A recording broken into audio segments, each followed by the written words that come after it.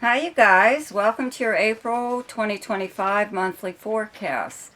Before I begin, I have to apologize if I sneeze, cough, or lose my voice. Okay, with the weather going up and down here the way it is, I either have a cold or allergies or both at the same time. So please excuse me, okay? And thank you so much to my subscribers for your continued support, for your likes, shares, and comments. If you're new to my channel and you like this video, be sure to subscribe and hit the notification bell. You'll be notified each time I upload something. There's also links in the description box below. There is one to my website where you can see some of the services that I offer, but you can also just email me. That email address is also in the description box, and it's easier to just ask me if there is something that I do. Okay? Also, check out my weekly forecast, which is now daily shorts, and I'm going to do something a little different this month with the monthly forecast. Okay, for those of you who seem to really love the shorts, the monthly forecast will always exist as a regular video, but some of you are still not aware that there's a link within the short video to the full monthly forecast, and you're just clicking on that short and you're just getting just a snippet of the monthly forecast. You're not hearing the whole thing. So for those of you who love the shorts, okay, I'm going to break it down into parts, the monthly forecast for you. Part 1, Part 2, Part 3.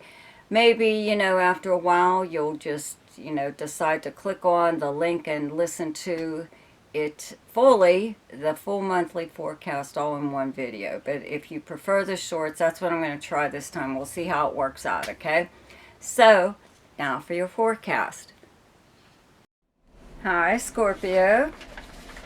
So, actually, let's see here. Most of the activity for you is in your 5th and 6th houses, okay? The month starts off with Mercury in Pisces still, on turning direct on the 7th and moving into Aries again on the 16th.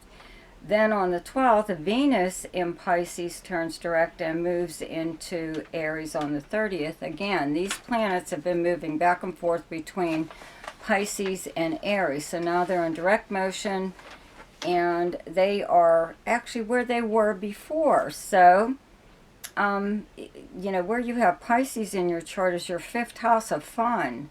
Fun and creativity, romance, speculation and gambling, any kind of sport or entertainment or game, and anything to do with children. So we've got Venus and Mercury here, and Saturn. Saturn is still here, but Neptune left, moved into Aries just very briefly for the summer. Saturn will also be doing this, leaving Pisces and moving into Aries just for the summer. Then they'll move back into Pisces to finish their transit there, and then they'll fully move into Aries next year. Okay, so you won't have some of the same stuff going on next year like you do right now. Having Neptune and Saturn in the 5th house was, might have been kind of hard for you romantically, even trying to believe somebody or finding out things later, about a relationship that had you known earlier, you probably wouldn't even gotten into this relationship with someone. Same thing with possibly a creative project that, turned out to be more trouble than it's worth. You were better on your own rather than a collaboration. Things like that, You find all these things out now. But anyways, having Venus and Mercury in the house of fun is a lot of fun, actually. I mean, if you weren't able to do something, if you had plans to do something, especially if it's like with a romantic partner or a child or something, or if you were even planning on going to the casino, and you weren't able to make it there, now you can. Okay, with these planets here, you still got a lot of fun to be had. Okay.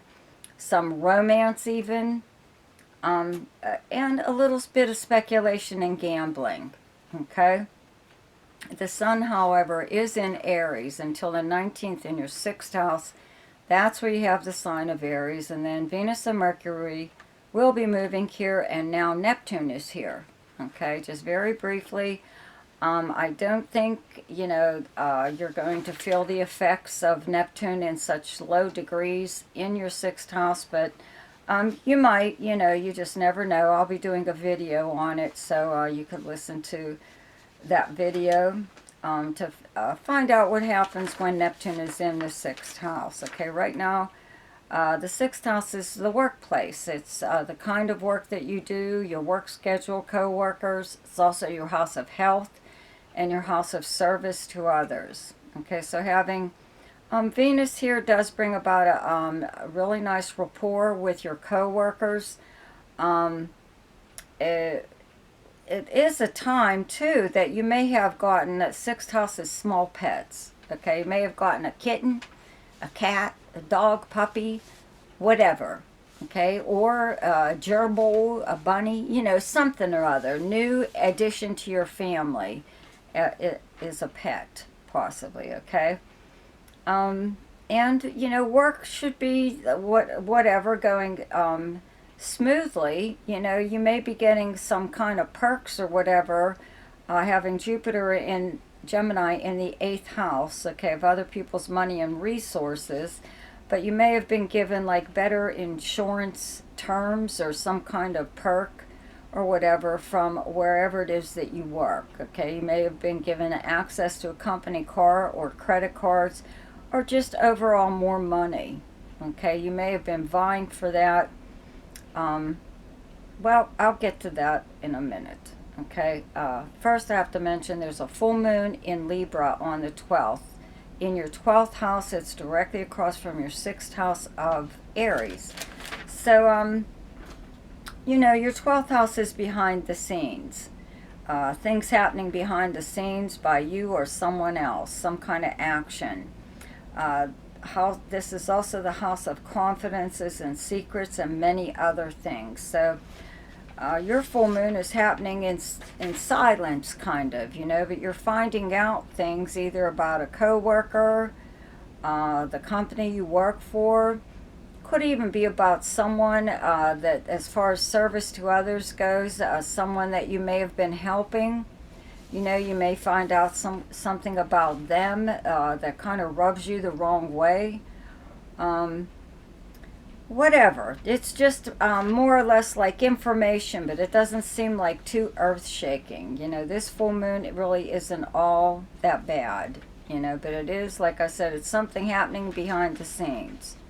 Okay, you may even just stumble across something at work, a conversation. You may overhear a conversation that you weren't supposed to hear.